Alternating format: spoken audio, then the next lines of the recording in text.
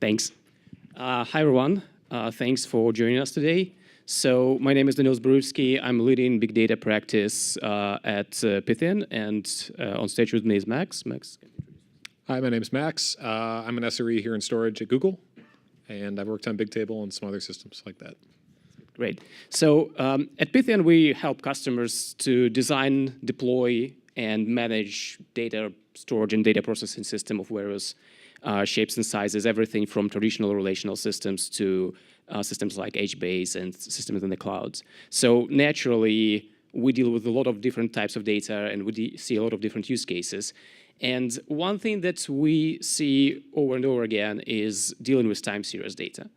But actually, before we go into this stage, how many people here actually know about OpenTSDB?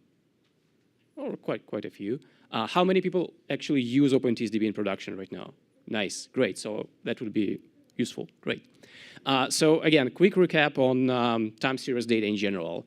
It's basically like a three-tuple of items, timestamp, a metric name, and some kind of measurements associated with that metric name.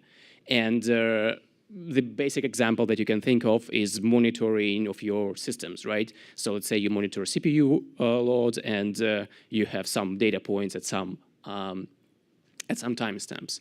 And really, what's interesting about time series data is that the application is really wide. Like, you don't have to limit yourself just to thinking about this time series are just for system monitoring. Any industrial equipment with sensors send this data. I mean, it's monitoring as well, but of different kind. Any measurements or events from your applications or websites can be easily described as time series data. So a lot of data actually can be described as time series data, which makes kind of it's so important. But what's really interesting about time series and why people actually think that it deserves some kind of special attention and special ways to store and process data. It's just the nature. It's just the nature of how data is processed and how data is ingested. So two key things here. First of all, the volume of time series data can be really explosive. Even for, let's take again, monitoring, like systems monitoring example. Even for a small organization, you probably want to monitor maybe several hundred metrics for any given machine.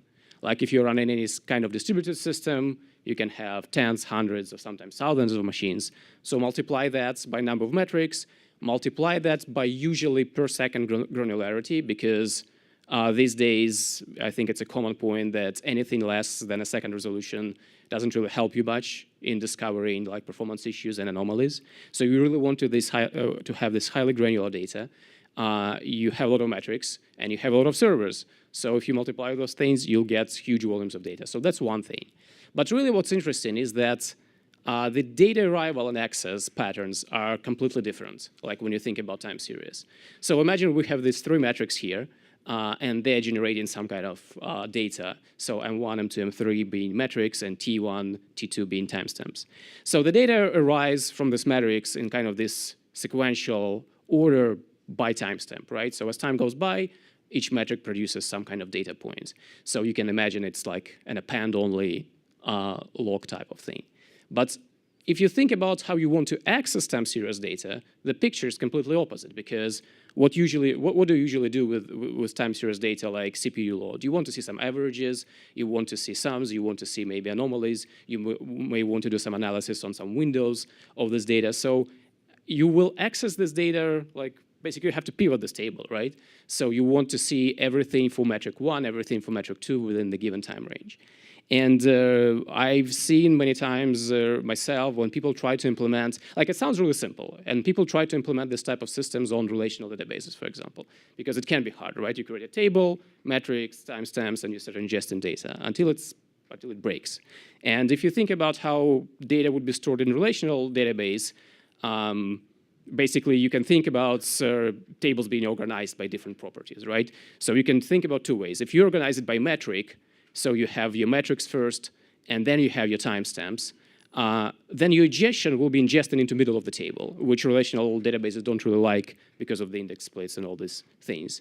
If you do a different thing and you organize your table by timestamp, so you only append at the end of the table, then you will have a whole lot of random reads because you will need to poke into different segments of the table to get the data. So it's relational databases don't really work well at scale for this specific pattern. So at this point enters OpenTSDB, and OpenTSDB is an open source time series database, as the name suggests. Was created at StumbleUpon, if I remember correctly, being used by some of the large organizations like Yahoo and others. Primary use case, and the use case it was designed for, is monitoring, basically. But again, there are use cases where people can use OpenTSDB for other things and for like financial data, for healthcare data and stuff like that. OpenTSDB uses HBase as its store, and the reason it uses HBase is to address the problem with the data model design that I described that doesn't fit very well into this relational kind of world. And obviously, HBase provides all the nice scalability properties to OpenTSDB, so scale is not an issue there. Data model is quite interesting.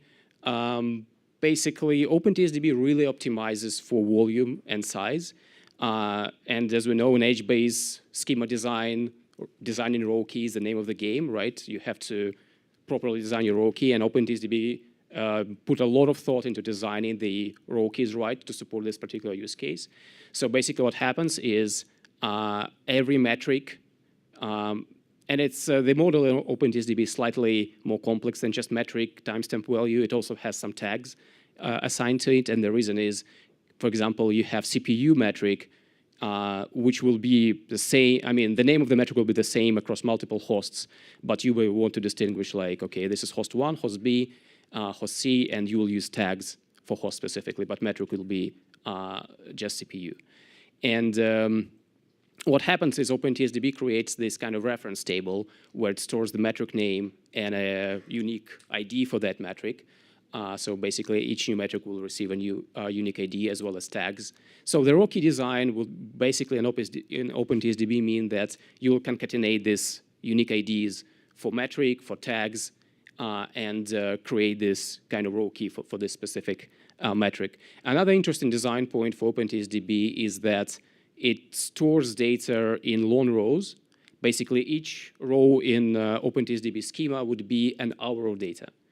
The timestamp in this model is bounded on hour, so that's how it's designed. So basically, your let's say you received, let's say we're talking about CPU load, right? So you would see the CPU load for hour 1, and the columns in that row, for that row would have an offset. So it'd be hour plus 1, hour plus 2, I mean in seconds. And basically you would end up with this long row of metrics.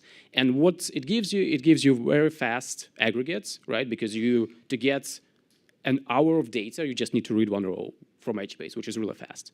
And it also gives you the ability to scan multiple hours, but obviously, like even to scan a day, you will need to read like 24 rows, right, from OpenTSDB. So really efficient schema design, really optimized for the time series use case, and really fast. Another interest, like there are other systems out there that do time series support.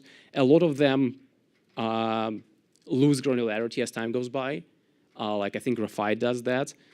Basically, as time goes by, they just collapse data into like 5-minute aggregates, hour aggregates, and stuff like that, which may not be useful for like doing postmortems and analysis. Like it's nice to have this full resolution data forever, which exactly what OpenTSDB does. And from access perspective, if you think about it, OpenTSDB is just a Java agent running on your nodes. Agent itself is stateless. It has a config file, but it doesn't store any state. So you can either use REST API to send data into it. It supports some basic query language as well to do aggregates and stuff like that. So really nice. Everything works fine. Battle tested in production. Only one thing that bothers people, you have to have HBase to run this. So if you don't have a Hadoop cluster for anything else but to store your metrics, you start questioning yourself, are you actually doing things right? Like, do you want to roll your own cluster just to support your monitoring system? And sometimes the answer is yes, and very often the answer is no. It's too much overhead for us we don't have skill sets in-house to do it. et cetera, et cetera. So HBase is a great system, has a pretty steep kind of entry point. You have to really be committed to using it. And as we heard today, monitoring and production, taking care of it takes time and commitment. So at this point, enters Bigtable. And over to you, Max. All right. Let's see if is that the advance? Yeah, that's the advance. Great. All right. I think that was a really good introduction to OpenTSDB for anyone who hasn't heard about it yet, and just the general problem domain that goes along with time series monitoring and time series storage. So what I'm going to do today is I'm going to talk a little bit about Bigtable, specifically Cloud Bigtable, and some things about it that make it a really, really good match for OpenTSDB and this category of problems. So just to get started with, maybe this is a bit too much for this particular community, but once upon a time, we needed to build a search index to store the index for the internet so we could build web search. So we needed a lot of storage to do this, because in order to build an index for the internet, you need to crawl the internet and then store the results of crawling it, and that's probably not going to fit on your laptop. So you need a distributed file system. And this works for a while until you realize that you're working with the file system, and you want a lot of things that would belong in a database. You want updates, you want transactions, you want things that is a little bit more than just block storage. So this at one point in the evolution of Google, this was a real logistical problem where it was taking weeks to get new index updates because you had to build the whole thing at once. So they devised a system called Bigtable, which would allow us to move more quickly and scale beyond where our limitations were at that point. So a general thing to think about with Bigtable is if you've used a Google product, you've probably unknowingly used a Bigtable. It's everywhere. We got some logos here. We got Drive, Gmail, Maps, the Docs suite. Just about anything out there you can think of, I would almost guarantee has a Bigtable somewhere in it. So we use it a lot. We put a lot of mileage on it, and we put a lot of engineering investment into it. So let's talk a little bit about what's under the hood, and we'll bring this back to why this is really great for time series. So internally, one thing that's kind of novel about Bigtable is that we've decoupled the database, the compute part of the database from the storage part of the database. And you can see this in this three-layer diagram here, where at the top, you've got clients. Clients might be Gmail servers, or maybe time series servers, or some type of specific application. In the middle, you have the processing nodes. These are your region servers in HBase land. We call them tablet servers internally, and then I think on Cloud Platform we call them nodes. And then at the bottom, we've got storage, and this is a distributed file system. This used to be the GFS system I was talking about a minute ago, but it's been replaced in recent years by a new system called Colossus. But the important thing to take away from this diagram is that even though the database part of the diagram are the nodes in the middle, you actually think about Bigtable at Google as being a diskless database, which is kind of weird coming from most other systems. The nodes in Bigtable do not actually hold any of the data. They're just coordinating access to files that are down below in the distributed storage system. So you can see here, you've got some SS tables down there in the file system. They're being coordinated by these nodes. Those are the tablets. And what's really great about that is you can make scalability really great, because if you need to add capacity, you can do it very, very simply by adding more nodes in the middle, where in a lot of databases you would need to add storage and compute lockstep. If you suddenly have a new application that's coming online, you got to get out the credit card, buy some racks, buy some servers, rack them up, take the downtime, scale it up. Where with Bigtable, we put a lot of engineering effort into making restarts and starting up individual nodes really, really quick. And this is great for scalability. It's also really great. I think his name was Mikhail from Facebook earlier was talking about stalling. The mitigation strategies he's talking about there also work really great if you're able to start and restart servers really quickly, because you're able to get more mileage out of things like that. But in this specific context, if we can start nodes very quickly, or we can restart them very quickly, we can transfer them then between maybe pools of nodes. Instead of having to do this very heavyweight allocation process, we can make scaling the database at the compute layer very, very dynamic. And at the same time, if we can completely ignore the storage aspect of it and have some arbitrarily large pool of storage sitting below the surface, we don't really care about how much data we're storing anymore for the most part. Where it's a common problem in a time series domain. You know, we were talking about a minute ago how you, in a lot of these cases, will need to either drop historical data or downsample, or you run into problems like that. When you run a time series database on Bigtable, you really stop caring about how much data you have. You know, if you want to keep all of your data forever, that's probably fine. And that's very liberating, because if you're and you're in the ops domain, your job is to keep OpenTSDB running, and suddenly the business comes to you with requirements of, hey, we've got this new feature we're going to build, or this new service we're going to launch, and it's going to take all these servers. These are the metrics we want to track. Do the capacity planning.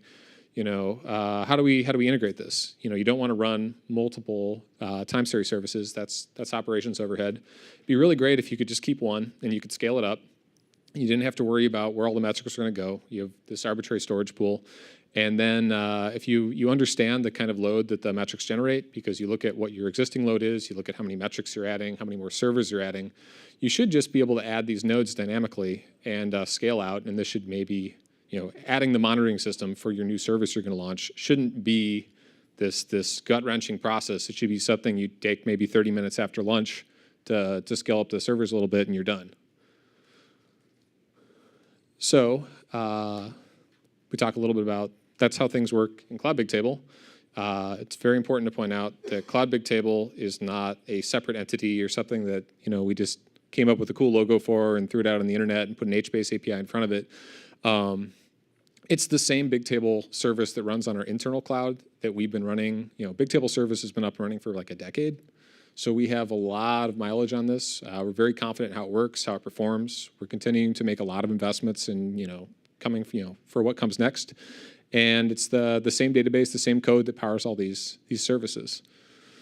And I'll take it back to you, I think, for a little bit more about OpenTSDB.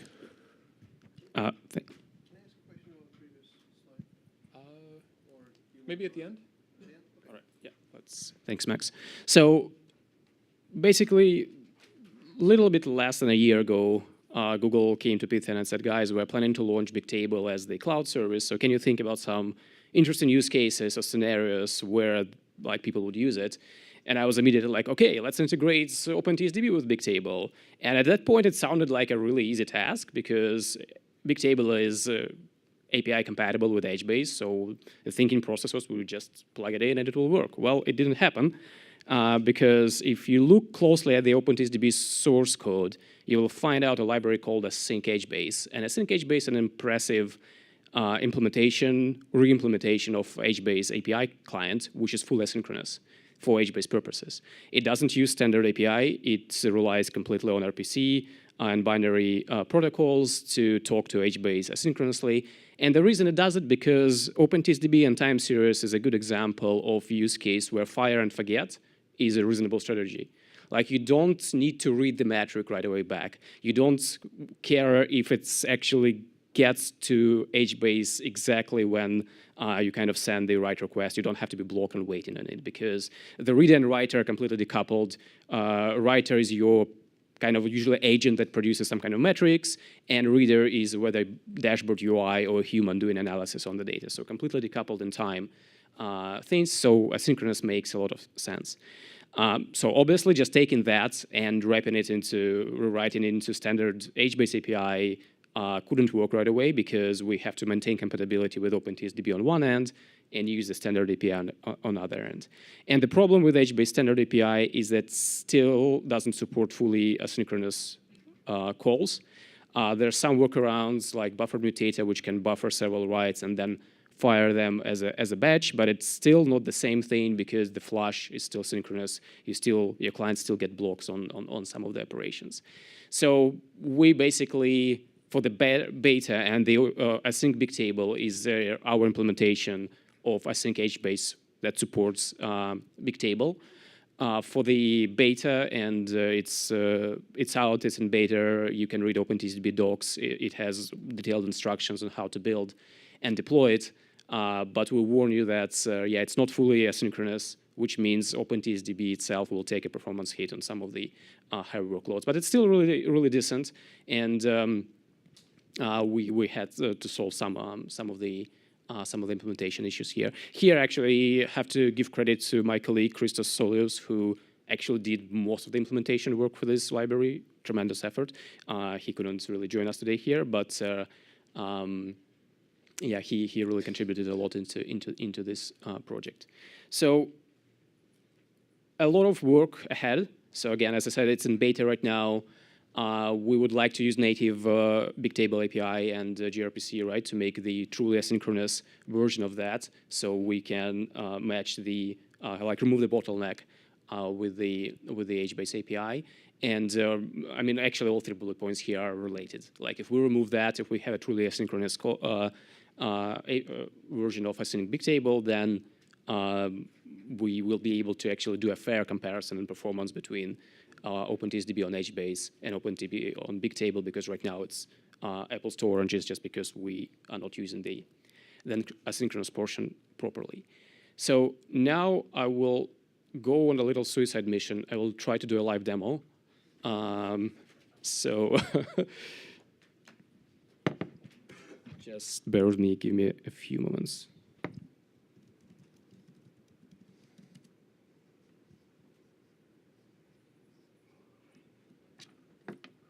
No pressure.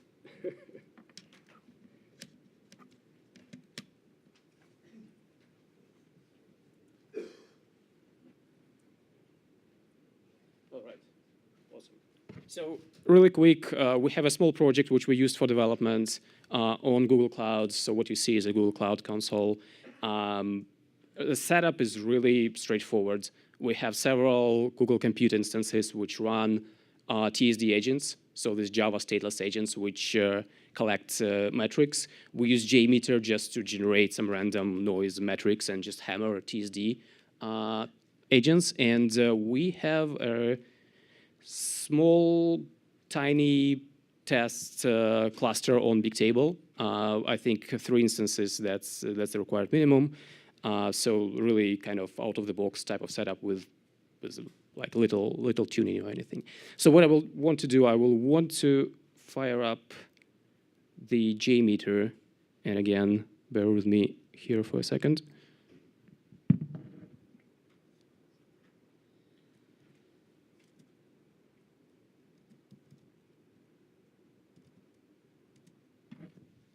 So I hope you can at least see, maybe I can.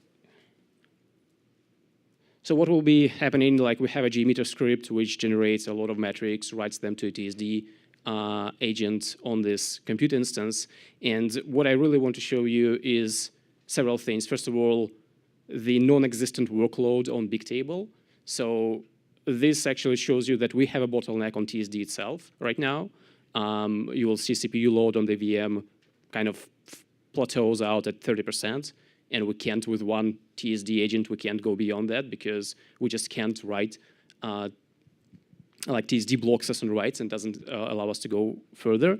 And another thing I want to demo is the UI for OpenTSDB, because TSD agent itself comes with a small web UI, which is a really ugly type of dashboard, but it works for basic kind of analysis. So some data is coming in. So let's go to the TSD UI first and pick up some metric, like random. So you pick up a metric. We'll take some time here and just narrow down our window small enough to, let's say, like a minute, and use auto reload. So yeah, you can see like this is the first spike is probably something I ran earlier today. So data starts coming in. You can start seeing this second spike generating. Again, data is completely random. But this reads from Bigtable directly, and this UI is built into TSD. There are different types of, actually, like if you Google it, you will see a lot of different monitoring dashboards that integrate well with OpenTSDB, so you can plug in something that's way more prettier than that. But again, for quick look, it's really good. So if we look at our compute instances, you can see that, yeah, the load will hit plateau at about 30% right now. We did test, like there's a workaround if you really want to use this right now without waiting for like a full asynchronous version. The workaround is to use multiple TSD agents. As I said, TSD is stateless, so you can kind of put a proxy in front of them, or just round robin them on the client side and write to multiple TSD instances. And you can put 3 TSD instances in front of the small Bigtable cluster, and you will achieve some pretty impressive performance numbers. And on the Bigtable, this is again the console. You can see the request rates going in. And if we look at the CPU usage on the system, it's really low. So like we're not even doing anything to this tiny cluster. So really that's the demo. If you would like to try it out, again, it's on GitHub. Documentation is in standard OpenTSDB docs. Try it out. Let us know how it works. We would really like some feedback. If you would like to participate in development, would be awesome. Get in touch with us, and would like to get the new version, which is full asynchronous. And I think, yeah, that would be a really useful implementation for people who want to store metrics in the cloud, especially if you have your infrastructure in the cloud already. This is a no-brainer if you need to start rolling some large-scale metrics collection systems. Right. Any questions? We have a minute for questions. We'll talk about this after too. Yeah. What's the performance degradation because of the incomplete basic implementation? So the question is, what is the performance degradation because of the complete, because not of the complete synchronous implementation? And the honest answer, I don't know. Like I don't know. I can put the number like it's 3 times as slow. I mean, it's probably about third. Yeah, we tried the HBase implementation with the same. Like, first of all, it's really hard to come up with the same HBase cluster to reflect the Bigtable cluster. They are different things. But like, even if you look at the CPU load, we can't push beyond 30% on TSD, which means there's still room to max out that. So I would think about a third right now.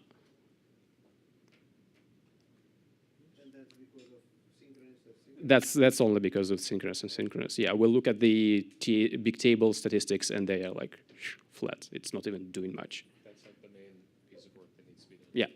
Yeah, and that's our kind of target to go to. Sure. Oh, you wanted. All right. Say when. Oh wait, we got to go. Let's see if we can go back.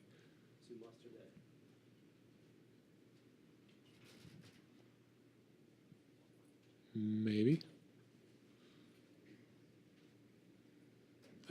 Say when. Okay.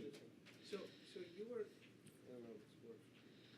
So you were introducing this processing layer, and you said that processing machines has nothing to do with whatever machines are hosting storage. Correct. Right? So in that case, that means that all the data locality goes to the drain. There's no data locality here, right? Because the principle of data locality is where the processing is in the same nodes as storage, and this is one of the fundamental principles of Hadoop itself. That's one form of locality. The question is, if we've taken the storage layer and carved it out, and we no longer guarantee that the Bigtable nodes are on the same machine or rack as the storage nodes, do we lose all the performance? We lost locality, and the answer is no. We still have locality at the storage layer. We've made a lot of investments in networks to mitigate this problem. Right. So, but that essentially means that for any companies other than Google who, still runs on 10 gigs networks and not even on 40 gigs or 100 gigs or 140 gigs networks, this kind of things will not work as well as regular Hadoop stuff where processing and storage are happening on the same nodes. I mean, you have to match your database technology implementation to the hardware you have available. So I would say, there are probably advantages, yes, how Bigtable being able to do what it does with the hardware environment that we have. But maybe in the future that things will change or people will find some novel things to do in the open source space. I would almost imagine that's like a certainty. So maybe the answer is just not yet. But for the current moment, this topology or this technology is available, I would say, only to Google and internal Google purposes, maybe also Amazon. I think it's a good challenge to leave out there, though. I mean, the open source stuff is getting better every year. Like HBase is always getting better, and I think it's there's a lot of liberating things you can do from an operational perspective if you can get to this. So I think we'll see what happens in a year or so. I think we're at time. and talk to us after if you have additional questions. Thanks, everyone.